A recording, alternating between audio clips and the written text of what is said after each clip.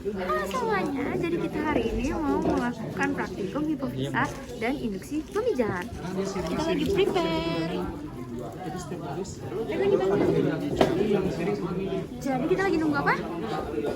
Kita nunggu ikan. Bener banget. Nah, jadi ikan yang kita gunain hari ini tapi ikan apa? Ikan mas. Ikannya segede apa? Nah, jadi nanti kita akan membelah ikannya, terus kita akan mengambil hipofisanya, terus kita juga akan menyuntik-nyuntik. Nah, gitu ya teman-teman. Oke, bye. Ketiga. Oke. Sekarang giliran aku. Let's go, Raina. Ketiga, satu. Ini, Wak. Di toko-toko. Daratan itu. Depan lagi. Oke. Sini nggak apa? Kagak ada baunya.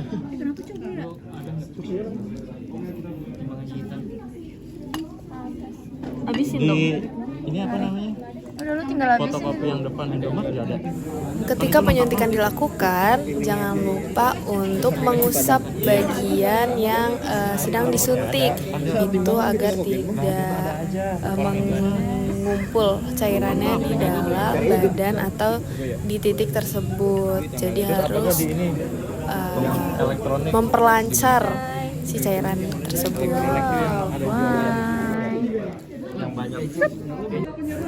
Di sini saya akan menjelaskan tentang apa yang dilakukan ketika praktikum bersama Ravanisa. Jadi kita ke pertemuan ke berapa?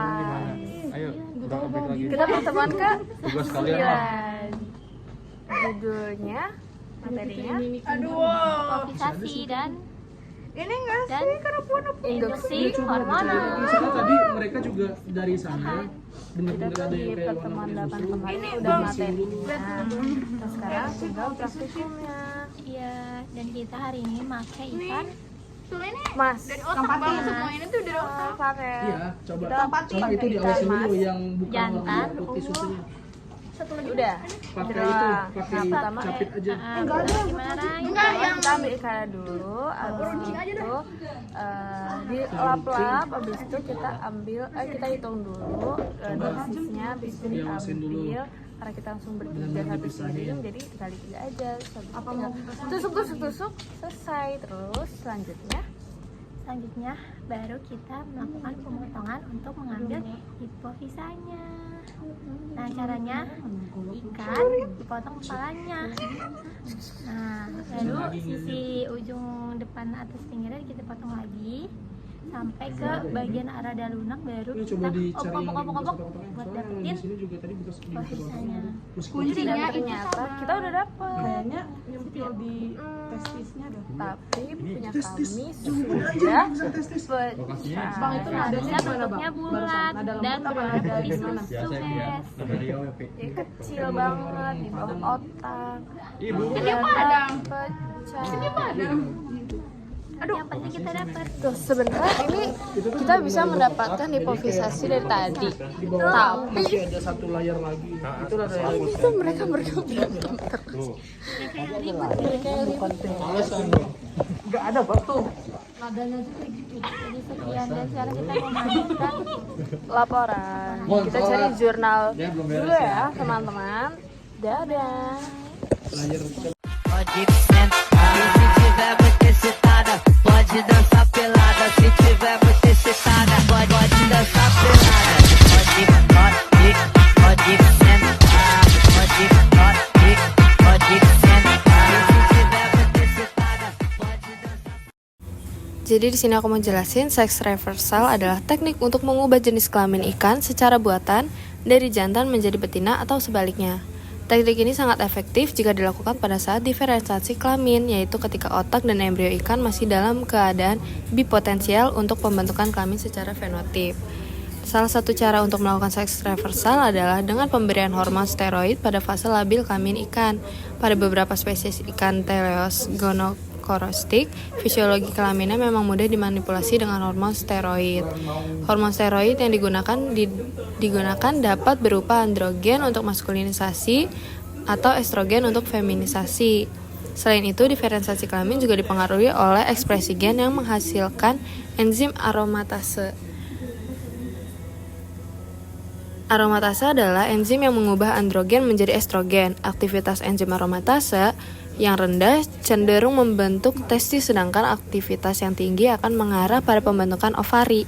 Untuk mendapatkan ikan jantan, kita bisa menggunakan aromatase inhibitor yang berfungsi menghambat kerja enzim aromatase sehingga konsentrasi estrogen menurun dan terjadilah maskulinisasi. Contohnya, pada ikan nila, pemberian aromatase inhibitor jenis Fadrozol pada pakan bahkan bisa menghasilkan populasi ikan jantan hampir 100%.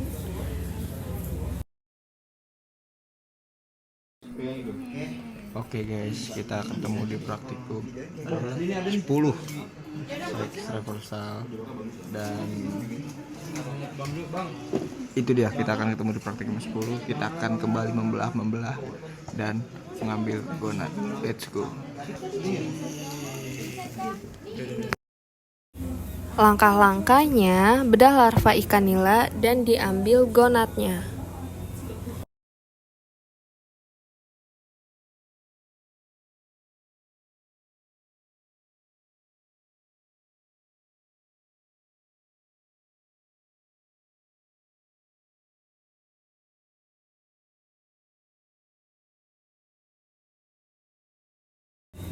Cincang gonad sampai halus di atas gelas objek, lalu teteskan larutan asetokarmin di atas preparat.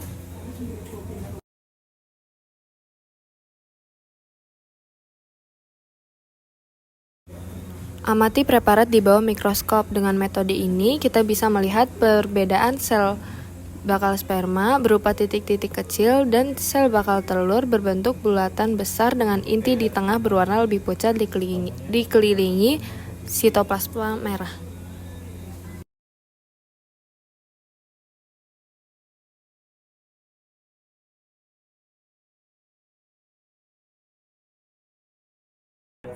Teman-teman, jadi kita habis praktikum, terus kita ngapain aja, Wak? Kita membelah 3 ikan nila, dimana kita mencari gonadnya yang bakalan kita lihat nih, dia tuh jantan sama betina. Terus caranya itu adalah dengan gimana, Ren? Caranya kita, karena ikannya kecil banget ya, Wak, jadi kita bukannya gini nih, iya, bukannya itu dari bawah. Nah, ini ikan nih, ini ikan. Nah, ini kan gini saatnya. Nah, kita bolanya gini ya. Kita gunting sampai ke lubang urogenital yang reinkarnasi dari 2000 tahun lalu. Habis itu kita belah, terus kita keluarin tuh organ-organnya, ususnya, terus pokoknya semuanya kita buang. Karena kita mau ngambil gonadnya. Jadi kita keluarin dulu ususnya semuanya. Terus kayak ada keluar-keluar juga apa gitu. Terus ini kita dapat gonadnya kecil banget guys ya. Gonadnya tuh panjang, warna putih. Segini. Kita nariknya, kita ulir pakai. Teman-teman yang udah selesai, terus udah pengamatan, udah yakin, udah nggak mau dicek lagi.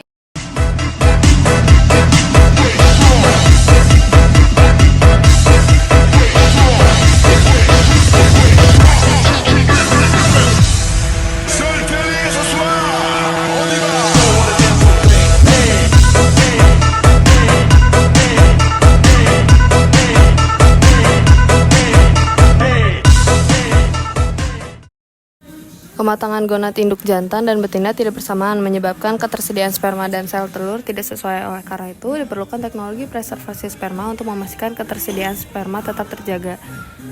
Tujuannya mempermudah permunian dan persilangan antar ras ikan, mempercepat program introduksi dan domestikasi ikan. Lalu, proses penyimpanan sperma dapat menyebabkan kerusakan membran plasma spermatozoa akibat preodasi lemak. Langkah-langkahnya, ambil sperma segar secara aseptik dari induk jantan, campurkan sperma dengan larutan fisiologis, misalnya NaCl, dengan rasio 1:2 hingga 1:10, tergantung kebutuhan. Simpan sperma pada suhu dingin selama 24-72 jam sesuai spesies ikan. Lakukan pengujian motilitas setiap 24 jam selama penyimpanan. Langkah kerja pengecekan kualitas sperma ada beberapa parameter, yaitu motilitas sperma, viabilitas sperma, spermatokrit, derajat pembuahan, derajat penetasan, dan kelangsungan hidup larva. Dia nge-stripping ya, nge-stripping. Buat langkah-langkahnya itu banyak. Yang pertama, yang namanya kita stripping harus di anestesi. Kalau di anestesi, kalau yang sekarang itu kita makainya arowana stabilizer ya, bukan minyak cengkeh lagi. Bukan minyak cengkeh, jadi dimakai arowana stabilizer.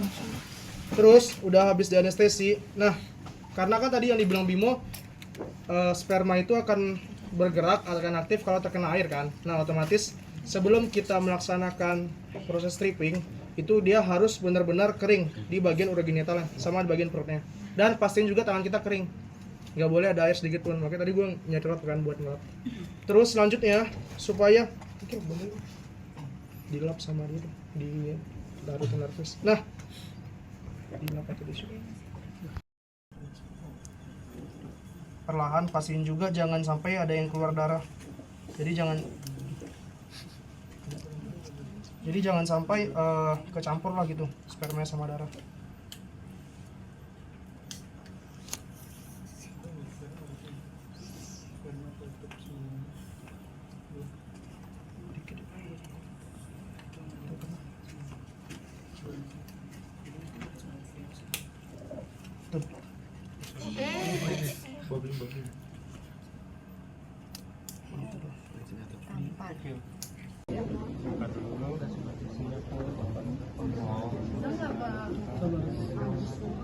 Itu terlalu jauh.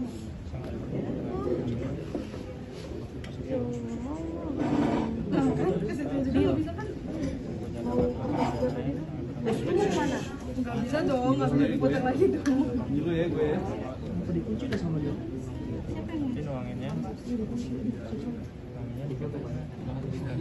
Kurang lebih. Enggak langsung semuanya. Acit sakit. Kasian. Dari yang pertama.